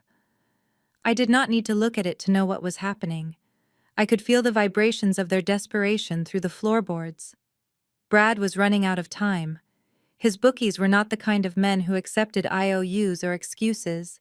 They wanted cash, and they wanted it yesterday. Olivia was bleeding money she did not have, trying to maintain the illusion of an empire, while the foundation rotted beneath her feet. They were cornered animals, and cornered animals always bite. It was 3 in the afternoon on a Tuesday when the knock came. It was not the tentative tap of the maid service asking if I needed fresh towels. It was 3 hard, authoritative raps, the sound of someone who was paid to be persistent. I stood up, smoothing the wrinkles from my skirt. I walked to the door and looked through the peephole. A man stood there. He was large, wearing a cheap windbreaker and holding a thick manila envelope. He looked bored. He looked like a man who ruined lives for $15 an hour. I unlocked the deadbolt and opened the door. The humidity hit me first, followed by the smell of exhaust from the highway. Nia Washington, the man asked. He did not look me in the eye. He was already looking at his clipboard, checking a box. Yes, you have been served. He shoved the envelope into my chest. I grabbed it instinctively. Before I could say a word, he turned and walked away, his heavy boots crunching on the gravel. He got into a nondescript sedan and drove off, leaving me standing in the doorway of a cheap motel with the instrument of my destruction in my hands. I closed the door and locked it. I sat down on the edge of the bed. My hands were steady. My heart was beating a slow, rhythmic drum against my ribs. This was it. This was the moment Elias had predicted. This was the moment I had feared and craved in equal measure. I tore open the envelope. The document on top was stamped in red ink. Urgent. State Court of Probate. In re the estate of Ruby Washington. Emergency ex parte petition for temporary conservatorship and appointment of special administrator. I read the words and they burned into my retinas. They hadn't just filed for control of the estate. They had filed for control of me. I flipped to the affidavit signed by Olivia Sterling. Her signature was a flourish of loops and sharp angles, aggressive and pretentious. Petitioner alleges that the respondent Nia Washington has demonstrated a pattern of erratic and unstable behavior consistent with a severe mental health crisis. Respondent has been observed in a state of squalor, neglecting basic hygiene and self-care while squatting in the decedent's property. Squalor. I had kept that house spotless. I had scrubbed the floors on my hands and knees. I read on. Petitioner further alleges that the respondent has misappropriated assets belonging to the estate, specifically vintage jewelry valued at over $50,000. The respondent has been recorded making threats of extortion against the family. They were using the lie. They were using the video Olivia posted as evidence. They were submitting a fabrication to a court of law under penalty of perjury. But the real dagger was in the next paragraph. Due to the respondent's diminished capacity and flight risk, petitioner requests an immediate emergency order granting Bradley Sterling full executive power over the estate to secure assets and prevent further dissipation. Petitioner further requests that the court freeze all accounts associated with the respondent pending a competency hearing. They wanted to freeze me out. They wanted to starve me. They wanted to declare me incompetent so they could lock me away or discard me while they looted the vault. They were painting me as a madwoman and a thief, a danger to myself and the legacy of the woman I loved more than anything in the world. Brad had signed the second affidavit. I, Bradley Sterling, attest that I have personally witnessed Nia Washington in a state of delusion. She has refused access to the property and has made verbal threats to destroy the premises. Immediate intervention is required to preserve the value of the land for the beneficiaries. It was a masterclass in gaslighting. They took my grief and called it madness. They took my defense of the home and called it destruction. They took my silence and called it guilt. I looked at the hearing date. Tomorrow morning, 9 a.m., emergency session. They didn't give me time to prepare. They didn't give me time to find a lawyer. They wanted to walk into that courtroom, ambush me, and walk out with a court order that handed them the keys to the kingdom. They were counting on me being too scared to show up. They were counting on me being broken. I set the papers down on the bed. I walked to the window and pulled back the curtain a fraction of an inch. The sun was shining outside, bright and indifferent. Cars were rushing by on the highway, people going about their lives oblivious to the war being waged in room 114. I felt a coldness spread through my chest. It wasn't fear. It wasn't sadness. It was the absolute zero of total clarity. They had done it.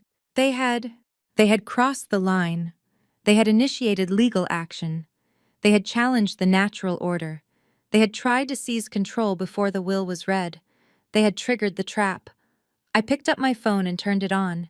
It buzzed instantly, a flood of notifications I ignored. I dialed the only number that mattered. It rang once. Thorne. They filed, I said. Read it to me, Elias said. His voice was calm, the sound of grinding rocks. I read him the petition.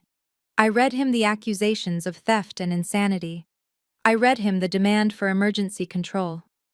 When I finished, there was a long silence on the other end of the line. I could hear the scratching of a pen on paper. They cited mental instability, Elias asked. Yes. And theft. Yes. And they are asking for immediate executorship, yes.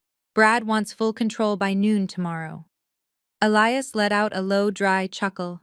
It sounded like dry leaves skittering across pavement. Greedy, he muttered. So greedy. They couldn't wait. They couldn't just wait for the reading. They had to grab the wheel. Is it enough? I asked. Is it enough to trigger the clause, Nia, he said, and I could hear the smile in his voice. It is more than enough. This is a declaration of war against the estate. By filing this petition, they have formally challenged the administration of the trust before they even knew it existed. They have accused the trustee of fraud. They have attempted to bypass the probate process. They have walked right into the kill zone. So what do? You get dressed, Elias said. You put on your best suit. You brush your hair, you walk into that courtroom tomorrow morning with your head held high. Do not bring a lawyer, do not bring a defense. What I gripped the phone tighter. You aren't coming, I will be there, Elias said. But not with you. I am the attorney for the trust. I represent Ruby Washington. You are the respondent. I want the judge to see you sitting there alone. I want Brad and Olivia to see you sitting there alone. I want them to think they have won. I want them to be so confident, so arrogant that they say things on the record that they can never take back.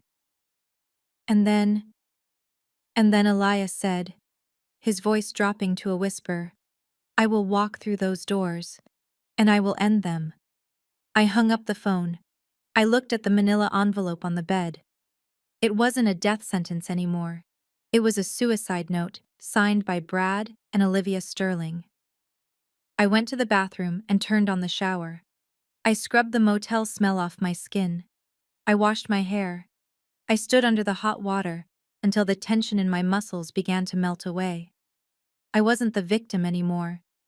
I was the bait, and the trap was set.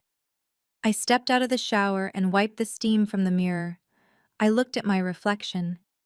My eyes were dark, but they weren't hollow. There was a fire in them now, a cold blue fire. I packed my bag. I put the ledgers in first, then the files I had compiled on Brad's debts. I put the petition on top. I folded my suit carefully and hung it on the back of the door. It was a charcoal gray suit, sharp and professional, the kind of suit a forensic accountant wore when she was about to dissect a fraud. I sat in the chair by the window and watched the sun go down. I didn't sleep, I didn't eat, I just watched the neon sign flicker, counting down the hours. The time for crying was over. The time for begging was over. My family had wanted a fight. They had wanted to crush me to get to the money.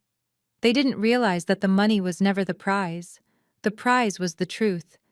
And tomorrow in open court, everyone was going to hear it. I checked my watch. 12 hours. Tick-tock, Brad. Tick-tock. The courtroom smelled of floor wax and stale anxiety. It was a scent I had become familiar with over my years as a forensic accountant, usually while sitting behind a stack of evidence waiting to put a white-collar criminal in jail. But today, I was not the expert witness. I was the defendant.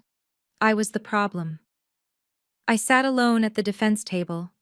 The wood was cool and scarred under my fingertips. To my left, the plaintiff's table was crowded. Olivia sat in the center, a vision of tragic elegance in her black Chanel suit. She had added a black veil, a touch so melodramatic, it took every ounce of my self-control not to roll my eyes. Brad sat next to her, looking solemn and expensive in a charcoal suit that probably cost more than my car. He kept patting her hand, performing the role of the supportive husband for an audience of one, the Honorable Judge Miller.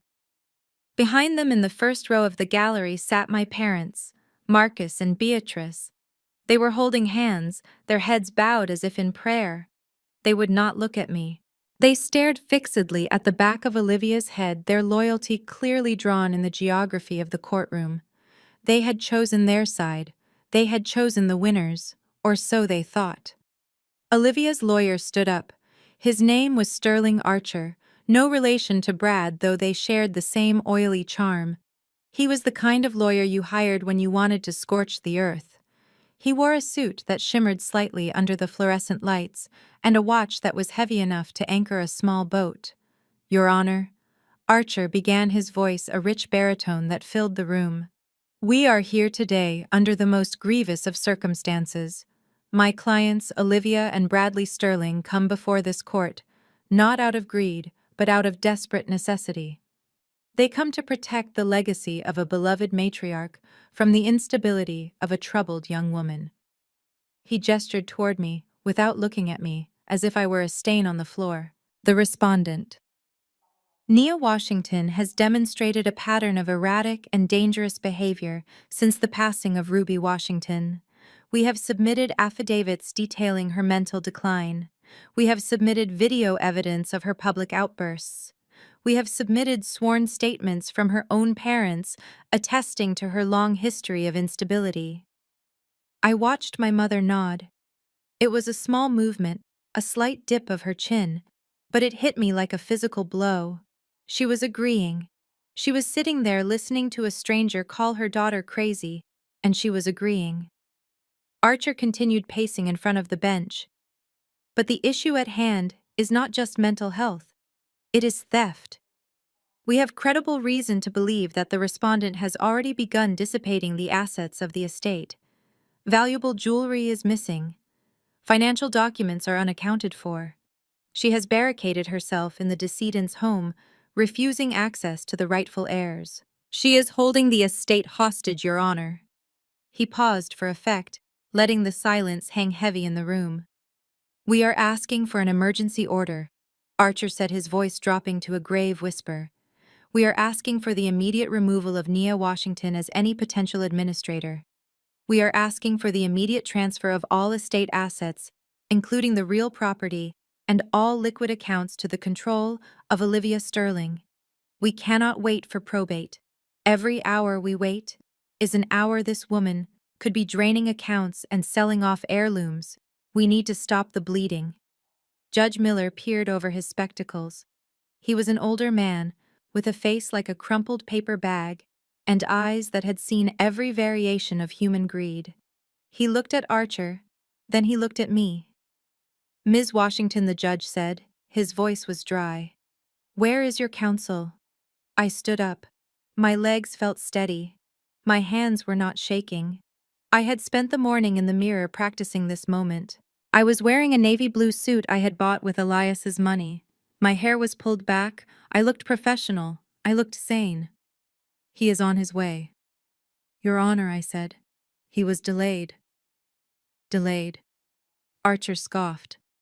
Or perhaps he does not exist, Your Honor. This is another delay tactic. She is stalling. She knows she has no defense. She knows she has no standing. She is a squatter who has been living off her grandmother's charity for 5 years, and now she is trying to extend the free ride. The judge held up a hand, silencing him. He looked at me again. The allegations here are serious, Ms. Washington. Theft, extortion, mental instability. Your own family has signed affidavits against you. Do you have anything to say for yourself before I rule on this petition? I looked at the plaintiff's table. Olivia had lifted her veil. She was dabbing at dry eyes with a lace handkerchief. She looked at me, and for a second the mask slipped. I saw the smirk. I saw the triumph. She thought she had won. She thought she had crushed me. I looked at Brad. He was checking his watch, probably calculating how long it would take to get to the bank once the gavel banged. He looked bored. He looked like a man who had already spent the money. I looked at my parents. My father was staring at his shoes. My mother was whispering something to Olivia, smoothing her hair. They were strangers to me. They were just people who had shared a house with me once. I turned back to the judge. I have a great deal to say. Your Honor, I said, but I would prefer to wait for my attorney. He has the relevant documentation. Archer slammed his hand on the table. Enough. Your Honor, this is a mockery. We have a crisis here. We have creditors calling. We have a property that is deteriorating. We need an executor appointed today. Right now. We are asking you to grant full control to Olivia Sterling so she can save her grandmother's legacy. The judge looked at the clock on the wall. It was 9 o'clock, Mr. Archer makes a compelling case, the judge said. If you have no representation, Ms. Washington, and no evidence to refute these affidavits, I am inclined to grant the emergency order. The court's primary concern is the preservation of the estate. He picked up his pen. He hovered over the order. I checked my watch. Wait, I said. The courtroom doors swung open with a heavy, groaning creak that sounded like the lid of a tomb being pried loose. Heavy footsteps echoed on the marble floor. A silence swept across the room, sudden and absolute. Archer turned around. Olivia turned around. Brad looked up from his watch. Walking down the center aisle was Elias Thorne. He did not look like the disheveled man I had met in the office. He was wearing a 3-piece charcoal suit that looked like it had been tailored in London. His wild white hair was tamed, combed back severely. He carried a leather briefcase that looked thick enough to stop a bullet. He did not walk like an old man. He walked like a tank. He walked like a man who owned the building and everyone in it. He walked past the gallery, ignoring my parents. He walked past the plaintiff's table, ignoring Archer's open mouth. He walked right up to the defense table and set his briefcase down next to me. He looked at the judge. He smiled. It was not a nice smile. "Elias Thorne for the defense," he rumbled. "And for the estate of Ruby Washington." The judge blinked. "Mr. Thorne." "You are cutting it close," Traffic Elias said dismissively. He looked at Archer. "I apologize. I missed the opening act." "Was it good?" "Did they cry?" Archer bristled. "Your Honor, I object." "Who is this man?" "We have no record of I am the man who is going to explain to you why your clients are about to be homeless," Elias said. He opened his briefcase. He pulled out a single thick envelope. It was sealed with red wax. He placed it on the defense table. He turned to me. He winked. Then he turned back to the judge.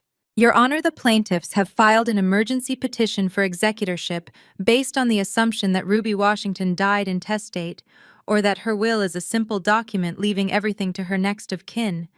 They have based their entire legal strategy and indeed their entire financial futures on the belief that this estate is up for grabs." He tapped the envelope. "They are mistaken." Archer laughed. It was a nervous sound. "We know there is a will. We expect to be beneficiaries. We are just asking for interim control to protect the assets from this Leech." He pointed at me. Elias did not look at him. He looked at the judge. "Your Honor, 10 years ago, Ruby Washington sat in my office and drafted a document. It was not just a will, it was an irrevocable trust, a living trust. She transferred every asset she owned, every property, every stock, every shell company into that trust." The room went deadly silent. I saw Brad's face go pale. I saw Olivia freeze. "Irrevocable," Elias repeated, "meaning it could not be changed, meaning the assets were not hers when she died. They belonged to the trust, and the trust has a sole beneficiary." He pointed at me. "Nia Washington." My mother gasped. It was a loud, wet sound. My father grabbed her arm. "That is a lie!" Olivia screamed, standing up. She was senile. She didn't know what she was doing. "Nia manipulated her." Elias turned to her. His eyes were cold. "Sit down, Mrs. Sterling," he said. "You are not going to want to be standing for what comes next." He picked up the envelope and handed it to the bailiff. "Hand this to the judge, please." The bailiff took the envelope and walked it up to the bench. The judge took it. He broke the wax seal. He pulled out the document. "We challenge this," Archer shouted. "We challenge the validity of this trust. We challenge the competency of the grantor. This is fraud." Elias smiled. It was the smile of a shark sensing blood in the water. "I was hoping you would say that," he said softly. He looked at the judge. "Your Honor, if you would be so kind as to turn to page 42. Section 7, paragraph 3. The judge flipped the pages. The sound was loud in the silent room. He found the page. He adjusted his glasses. He read it silently for a moment. His eyebrows shot up. He looked at Archer. He looked at Olivia and Brad. Then he looked at me. He cleared his throat. "Mr. Archer," the judge said, his voice grave. "Did you advise your clients regarding the existence of a no-contest clause?" Archer frowned. We haven't seen the document, but a no-contest clause usually just means they lose their inheritance if they sue. We are prepared to take that risk to prove fraud." The judge shook his head. "This is not a standard clause, Mr. Archer." He looked down at the paper and began to read aloud. "In the event that any natural heir or family member initiates legal action to challenge the validity of this trust, or seeks to remove the appointed trustee, or petitions the court for emergency control of the estate's assets prior to the formal reading of the will." The judge paused. He looked at the petition Archer had just filed. The petition demanding emergency control. "They shall be immediately and permanently disinherited. Olivia let out a sob. But that is not all, the judge continued. Furthermore, any loans, debts, or housing privileges extended to said individuals by any entity owned by the trust shall be immediately called due in full. Any property occupied by said individuals owned by the trust shall be vacated within 24 hours. The judge looked up. Mr. Sterling, he said, looking at Brad. It says here that your brokerage firm was funded by a loan from Emerald City Holdings. Brad swallowed hard. Yes. That was Ruby's company. It is the trust's company, the judge corrected. And this clause says the loan is now due, in full, today. He looked at Olivia. Mrs. Sterling, it says here your residence in the suburbs is titled to Obsidian Properties. Olivia nodded dumbly. That is also the trust, the judge said. You are evicted. He looked at my parents. Mr. and Mrs. Washington, your vehicle leases. Sapphire, LLC. He closed the document. By filing this petition, by standing here today and demanding control, you have triggered the nuclear option. You haven't just lost your inheritance. You have lost everything you currently possess. The silence that followed was absolute. It was the silence of a bomb going off that split second before the shockwave hits. Olivia made a sound like a wounded animal. She collapsed into her chair. Brad stared at the wall, his mouth opening and closing. My parents looked like statues. Elias turned to me. He picked up his briefcase. The gatekeeper has spoken, he whispered. I stood up. I looked at my family. They weren't powerful anymore. They weren't scary. They were just broke people in expensive clothes.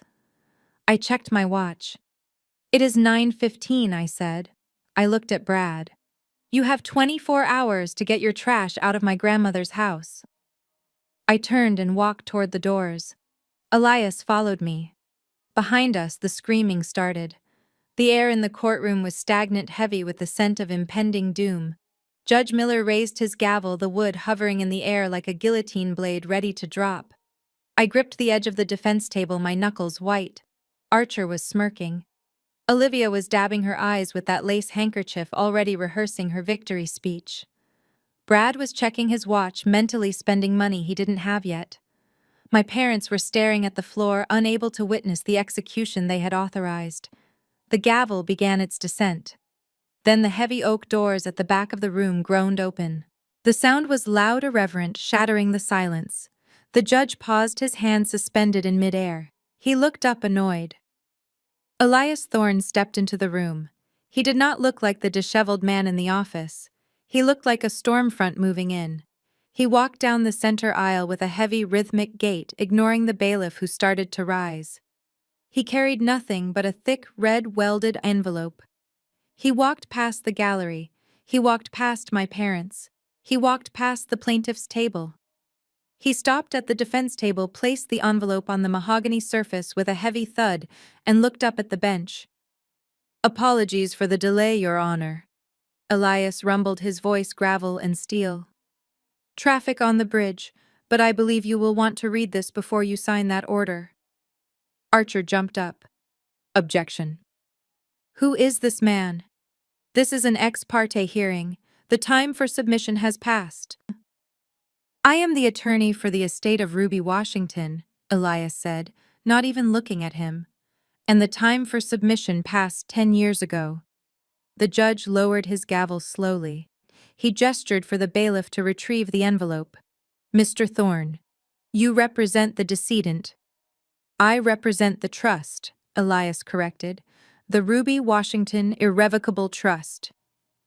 Olivia made a noise in the back of her throat, a sharp intake of breath. The judge opened the envelope. He pulled out the document. He scanned the first page. His eyebrows climbed toward his hairline. Mr. Archer, the judge said, his voice dangerously quiet. Did your clients inform you that the decedent died without assets? That is absurd, Archer scoffed. She owned prime real estate. She had accounts. She owned nothing, Elias said. She transferred every asset, every property, and every liquid account into the trust a decade ago. The estate is empty. The trust owns it all. And the trust has a sole beneficiary. He turned to me. He didn't smile. He just nodded. Nia Washington. The silence that followed was absolute. Then Olivia stood up. Her face was twisted, the mask of grief gone, replaced by pure, ugly rage. "That is a lie," she screamed, her voice shrill and piercing. "She was senile. She didn't know what she was doing. You manipulated her. We will sue. We will petition to have this trust annulled immediately." Elias turned to her. A slow, terrifying smile spread across his face. "Thank you, Mrs. Sterling," he said softly. "I was waiting for you to say that." He looked back at the judge. "Your Honor, if you would please turn to page 42, the no contest clause." The judge flipped the pages. He found the section. He began to read, his lips moving silently at first, then he looked up, his eyes wide. "It states here," the judge read aloud, "that any beneficiary who initiates legal action against the appointed trustee or challenges the validity of the trust assets or seeks to alter the distribution shall forfeit all interest in the estate." "But that is not all," Elias said. "Read the next paragraph, the part about the shell companies." The judge adjusted his glasses. "Furthermore, any individual who contests this trust shall immediately forfeit any housing privileges, loans, or stipends provided by entities owned by the trust. All debts shall be called due immediately. All property usage shall be revoked." Elias turned to face the family. "Brad," he said, "your brokerage firm. It operates out of a building owned by Obsidian Properties. That is a trust asset. Your business loan funded by Sapphire Holdings. Trust asset." He looked at Olivia. "Your house in the suburbs. The mortgage is held by Emerald City LLC. Trust asset." He looked at my parents. "Your retirement stipend, your car leases, all paid by the trust." Elias checked his watch. "Because you just stood up in open court and threatened to sue an act of contest recorded on the stenographer's tape, the clause is triggered. You are in default. The loans are called. The leases are canceled. You are evicted." He leaned in close to Brad, whose face had gone the color of ash. "You don't just lose the inheritance, son. You lose the shirt off your back. The trust owns the clothes you are wearing, and I want them back." The judge slammed the gavel down. "Petition denied. The trust stands. Mr. Archer, control your clients before I have them removed." But it was too late. The trap had snapped shut. They hadn't just lost a fortune they never earned. They had lost the very ground they were standing on. The heavy doors of the courthouse swung shut behind us, but the nightmare for the Sterling family was just beginning. We walked into the bright, harsh sunlight of the parking lot. Brad immediately stopped dead in his tracks. A massive flatbed tow truck was backed up against his pristine black Mercedes G-Wagon. A man in a grease-stained jumpsuit was already hooking the chains to the undercarriage. Brad sprinted forward, screaming at the top of his lungs. He yelled that it was his car and threatened to sue the driver for every dime he had. The driver did not even look up. He just pointed a thick thumb over his shoulder at Elias, who was standing by the curb holding a clipboard. Elias told him calmly that the vehicle was leased by Sapphire Holdings, and since the lessee was in verified default, the asset was being repossessed immediately. Brad turned a shade of purple I had never seen before. The veins in his neck bulged as he realized his power was gone. He spun around to face Olivia, who was standing frozen on the sidewalk, shivering in the heat. He marched up to her and got right in her face, ignoring the people staring at them. "You told me this was a lock," he shouted, spraying spit. "You told me the old woman was senile and the sister was stupid. You dragged me into this pit." Olivia tried to reach for him, sobbing that they could fix it, but he slapped her hand away violently. "You are useless," Brad spat the word like poison. "You are a broke, useless anchor, and I am cutting the line. I am done with you and your pathetic family." He turned his back on her and walked toward the street, hailing a taxi without looking back once. Olivia stood there alone, watching the cab driving away with her husband inside, while the tow truck dragged the symbol of their fake wealth in the opposite direction. She looked small and broken in her expensive mourning clothes. My parents watched the scene unfold with absolute horror. They looked at the empty space where the Mercedes had been.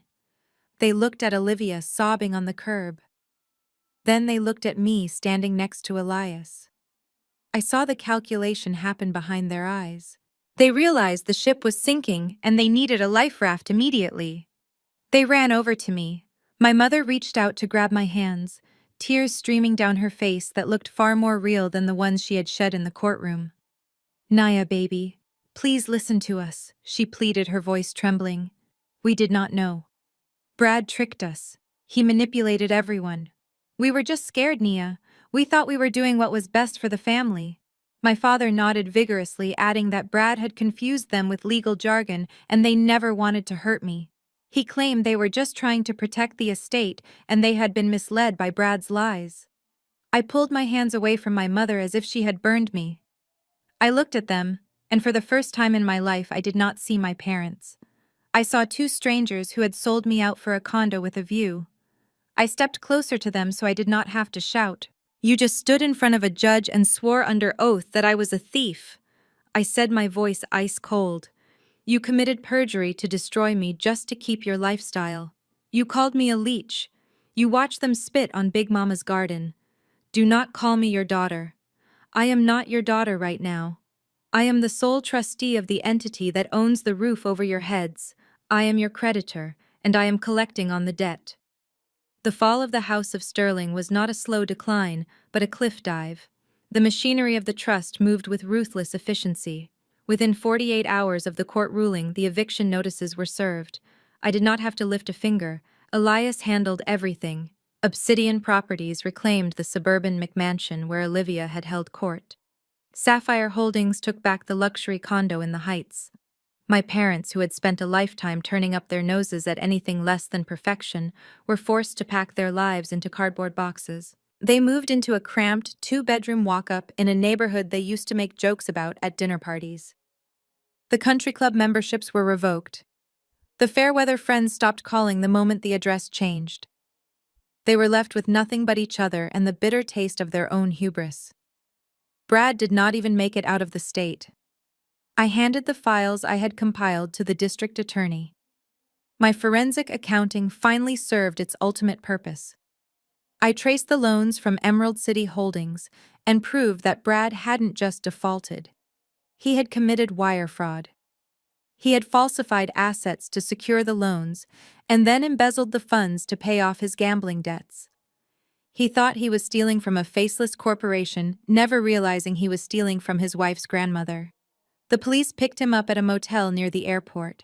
He traded his Italian suits for a county orange jumpsuit, facing 10 to 15 years for fraud and embezzlement. The titan of real estate was now just inmate number 4829.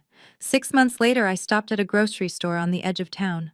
It was not the high-end organic market my mother had adored, but a regular chain store with flickering fluorescent lights and scuffed linoleum floors. I was buying a bouquet of white lilies for Big Mama's grave. I placed the flowers on the conveyor belt and waited. The cashier kept her head down, scanning the items with mechanical exhaustion.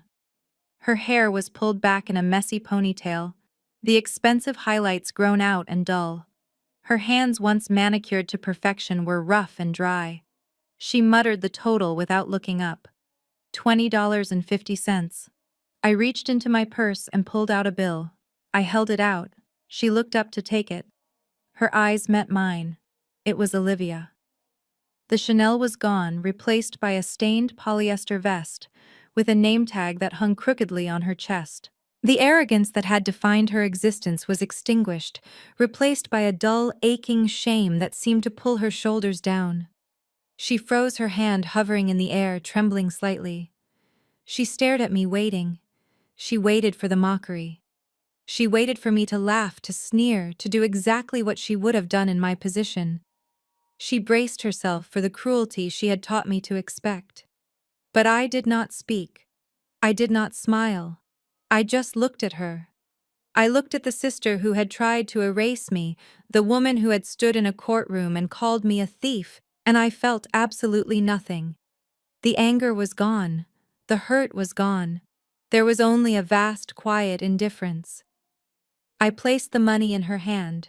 She took it, her fingers brushing mine. Her skin was cold.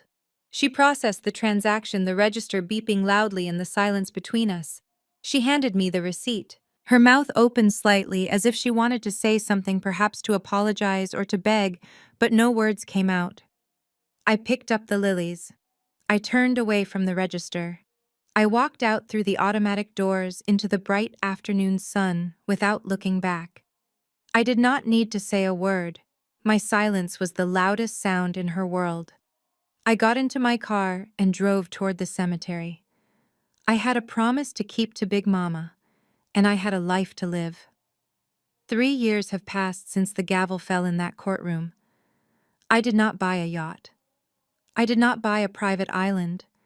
I did not spend my days drinking champagne on a beach while the world burned.